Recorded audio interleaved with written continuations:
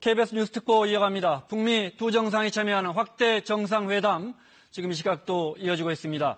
이제 곧 합의문 작성에 들어갈 것 같은데요. 그 합의문에는 70여 년 만에 한반도의 평화를 불러올 어떤 내용이 담겨 있을까요? 일단 단독회담을 마친 두 정상의 표정은 아주 밝았습니다. 좋은 결과 기대해 보겠습니다. 자, 오늘 뉴스특보 아산정책연구원 신범철 안보통일센터장, 그리고 국가안보전략연구원의 최용환 책임연구위원, 또 KBS의 유지한 기자 함께하겠습니다. 어서 오십시오. 네, 안녕하십니까. 네, 바쁜 날입니다. 먼저 11시부터 시작된 확대 정상회담, 지금 이제 1시간 10분 넘기고 있습니다. 예정대로라면 한 90분, 우리 시각으로 12시 반쯤에는 마무리가 되는 거죠? 네, 아직까지 이제 30분 정도가 예정된 시간이 남아 있는데요. 네. 아까도 지금 관련된 관계자분들이 밖으로 나갔다 왔다 하는 모습을 보여서 예상보다 빨리 끝날 수 있는 가능성도 배제할 수는 없습니다. 단독회담도 예상보다 10분 일찍 끝났기 때문에 네. 이 점도 고려해야 될 것 같습니다. 센터님 보시기에 어떻습니까? 특이사항이라든지 지금 분위기 어떻습니까? 전반적인 분위기는 예상했던 것보다 좋은 것 같습니다. 특이사항이라는 것은 제가 김정은 위원장의 단독회담 모두 발언이 아주 인상적이었습니다. 왜냐면은 과거를 발목 잡았던 것들이 있었고, 편견과 이런 것들이 있었는데, 내가 그것을 극복하고 이 자리에 왔다. 네. 이것도 어떤 측면에서 보통 일반적으로 정상이 이야기를 한다면은 조미 관계에서 과거 이게 진전을 발목 잡던 무엇인가 있었다. 편견도 있었다. 이렇게 얘기를 하는 게 일반적인데, 미국을 비난하지 않고 북한만 이야기를 했습니다. 그래서 우리는 우리의 발목을 잡았던 일이 있었고 편견도 있었는데 그것을 극복하고 이 자리에 나왔다는 것은 이 부분에 있어서 김정은 위원장이 확실히 진일보된 생각을 보이는 거고, 트럼프 대통령과의 협상에 있어서 어떻게 보면 비핵화 부분에서 상당히 예상보다 진전이 이루어질 수 있는 그런 발언이라고 생각합니다. 네, 조 박사님, 두 정상이 만난 지는 지금 2시간이 넘고 있습니다. 예. 단독회담, 그다음에 확대 정상회담, 우리가 눈여겨볼 부분이 있다면요. 네. 지금은 그 전반적인 예정대로 진행되고 있는 것이기 때문에 특별한 특이사항이 보이진 않지만, 네. 그 4.27 남북 정상회담 때도 시간이 조금 줄여지고 오후에 네. 있었던 일정들이 좀 단축되고 한 일들이 있었지 않습니까?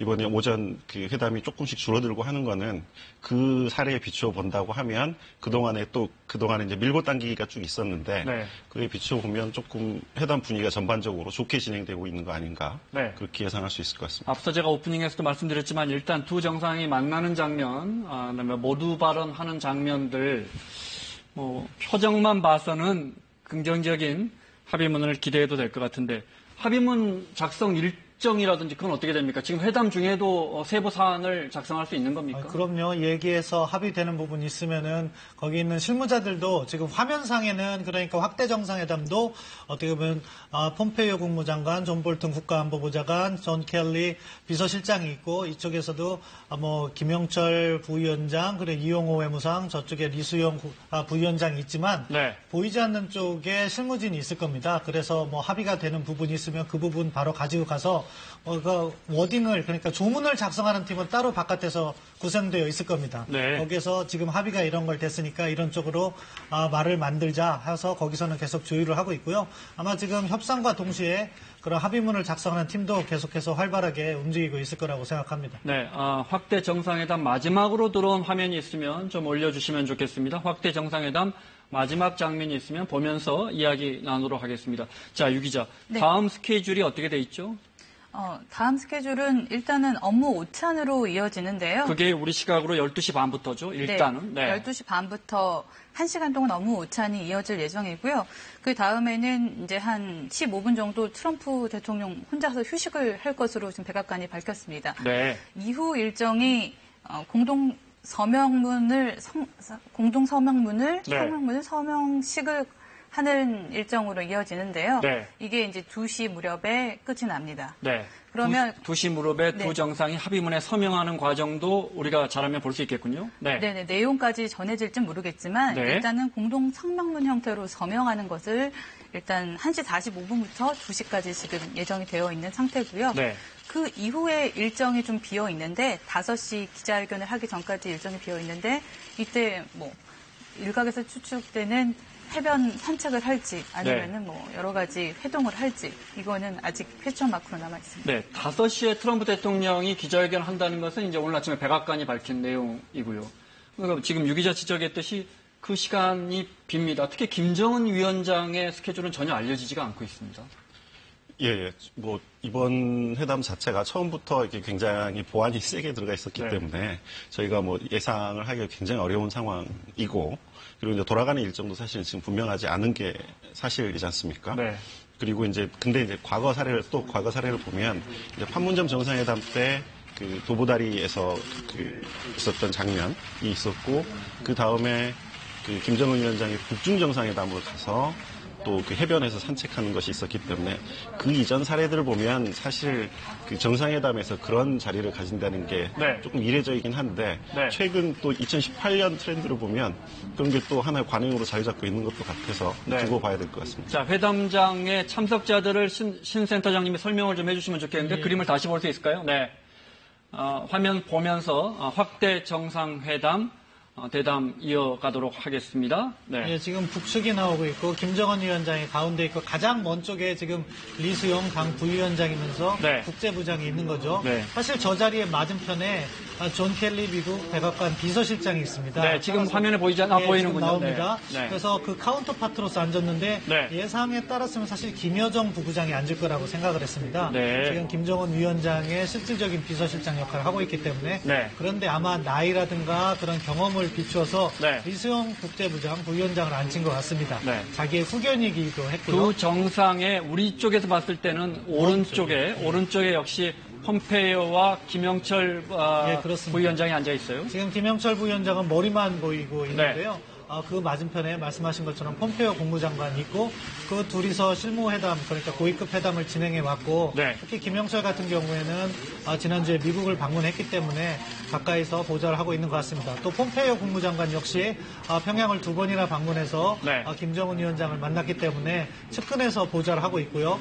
그 다음에 가장 멀리 오른쪽에 지금 리용호 외무상이 보이고 있는데 사실은 북한에서 핵 문제는 리용호 외무상의 업무였습니다. 네. 실질적으로 육자회담에도 참여한 전문가이기도 하고요. 네. 그리고 리용호 외무상의 맞은편은 존 볼튼 국가안보보좌관 역시 네. 북한 핵 문제에 가장 정통한 인물로 볼 수 있는데 네. 이번에는 그러한 화면은 안 전문가보다는 잡히고 있습니다. 그렇습니다. 그러한 전문가보다는 어떻게 보면은 측근들이 협상을 진행했다 그렇게 네. 평가할 수 있겠습니다. 네. 아무튼 지금 확대 정상회담의 구성은 이 핵 문제를 실질적으로 협상할 수 있는 그런 인력들만 모아서 네. 그런 인사들만 모아서 실질적인 협상을 하고 있다 그렇게 볼 수 있겠습니다. 네. 사실 존 볼턴 보좌관 같은 경우에 이른바 리비아식 모델을 말하면서 북한이 이에 크게 반발하고 회담이 결렬될 했던 그 위기로 만든 어떻게 보면 장본인인데 그래서 이번 회담에 배석하느냐 안 하느냐 굉장히 관건이었단 말이죠. 근데 존 볼턴이 배석한 건 어떻게 보십니까? 사실 김영철 통전부장이 방문했을 때 존 볼턴이 배석하지 않았죠. 그래서 이제 그거는 이제 미국이 그 북한의 입장을 많이 고려해서 네. 회담을 진행한 게 아닌가라는 네. 입장이 있었는데 이번에는 이제 존 볼턴이 참석을 했단 말입니다. 이거는 이제 그동안 강경한 입장을 보였던 사람이 참석한다는 거는 뭐 이것도 짐작할 수밖에 없지만 굿가이 배드가이 역할을 할 수도 있는 거고 네. 그리고 미국이 그 협상을 진행함에 있어서 불리한 부분에 있어서는 물러서지 않겠다라는 것에 대한 의지를 어느 정도 배석자를 통해서 네. 보여주는 거라고 생각할 수도 있을 것 유 같습니다. 기자 생각 어떻습니까? 오늘 눈여겨볼 게 트럼프 대통령이 그 숙소인 샹그릴라 호텔에서 캐딜락을 타고 나올 때 옆에 누가 옆자리에 앉았냐 하면 볼턴 보좌관이 앉았습니다. 이게 화면에 이렇게 카메라에 잡히기도 했었는데요. 이건 뭘 뜻하냐? 여러 가지 대북 압박용 메시지를 여차하면 낼 수 있다라는 것도 네. 암시하지 않나. 회담장에서도 강한 압박을 하겠다. 네네네. 회담장에 도착해서 모두 발언을 하고 할 때는 좀 긍정적인 메시지를 많이 전달했지만 처음 출발할 때는 또 여러 가지 메시지를 함축적으로 담았었습니다. 네, 역사적인 북미회담, 특히 확대 정상회담이 열린 지 지금 한 80분 정도 지나고 있습니다. 예정대로라면 한 10분 정도 더 가야 하는데 제가 중요한 이 질문만 드리겠습니다. 우리 국민들 입장에서 봤을 때 이제 한 잠시 후에 나올 것으로 예상되는 합의문에는 어떤 합의문이 들어가야, 어떤 문구가 들어가야 성공했다 이렇게 판단할 수 있겠습니까? 예, 기본적으로 CVID가 들어갈 거라고 생각합니다. 이제 그것이 성공의 출발점인 거죠. CVID 표현이 그러니까 완전하고 검증 가능하고 불가역적인 비핵화. 이것을 네. 미국이 계속해서 추구해 왔기 때문에 그 내용은 들어갈 거라고 생각하고 그것만으로도 절반의 성공이라고 평가하고 싶습니다. 근데 거기에서 한 발 더 나간다면은 네. CVID를 이행하기 위한 구체적인 행동 계획이 들어가야 된다고 생각합니다. 네. 그 구체적인 행동 계획이라는 것은 이러한 비핵화를 2년 내에 완료하겠다는 그러한 시간표. 네. 또 한 단계 더 나간다면 북한 전역에 대한 조건 없는 사찰과 검증. 그래야지 이게 비핵화가 실질적으로 이행되는 걸 담보할 수 있거든요. 그리고 마지막으로 한 단계라면은 이러한 협상에서 어떻게 보면 북한이 되돌아갈 수 없도록 북한의 핵무기와 핵물질을 빼내는 소위 말하는 프론트로딩. 이러한 것까지 들어가면 완전히 100점짜리라고 할 수 있겠습니다. 네. 역시 시안을 박느냐, 시안을 못 박느냐 이 부분이 예. 굉장히 중요한 것 같아요. 그 과거 사례들을 보면 금방 신 박사님이 잘 설명해 주셨지만은 이제 9.19 공동성명을 채택할 때는 목표에 대해서 합의한 겁니다. 북한의 비핵화를 하겠다. 근데 9.19 공동성명의 문제는 이것을 어떻게 하겠다는 내용이 없었어요. 그래서 2.13 합의란 걸 하죠. 그래서 2.13 합의는 어떻게 하자라는 내용을 담습니다. 초기 단계 조치이긴 하지만. 그리고 나서 이게 잘 안 굴러가니까 그 다음에 13선언이라는 걸 할 때는 이때는 이제 이거에 시안을 넣기 시작하거든요. 그러니까 과거의 사례들을 쭉 보면 네. 목표, 방법, 시기 등등을 차례차례 협상을 했었는데 지금의 방식은 그것과 달리 한꺼번에 일괄 타결을 하고 거기에 시간을 넣고 그리고 무엇을 주고받을지를 한꺼번에 이야기를 하자라는 것이기 때문에 그것과 관련된 전반적인 내용들이 좀 들어가 주면 네. 그리고 또 이 다음 정상회담이 또 있다라고 이야기를 하고 있기 때문에 전반적인 프로세스에 대한 합의 그리고 대략적인 일정에 대한 합의 그리고 그 일정 사이에서 미국과 북한이 무엇을 주고받을 것에 대한 합의 네. 이런 것들이 들어간다고 하면 성공적인 회담이라고 볼 수 있을 것 같습니다. 지금 말씀하신 그런 일정 언제까지 비핵화를 할 것이냐, 그다음에 네. 이제 구체적으로는 비핵화를 하는 과정에서 예를 들어 뭐 핵무기를 반출한다든지 그 일정표를 어떻게 짤 것이냐, 네. 이 부분에 대해서 아마 지금 이 시각에도 협의를 하면서 합의문의 괄호 빈칸을 채워가고 있을 것 같은데 유 기자 전망 어떻습니까?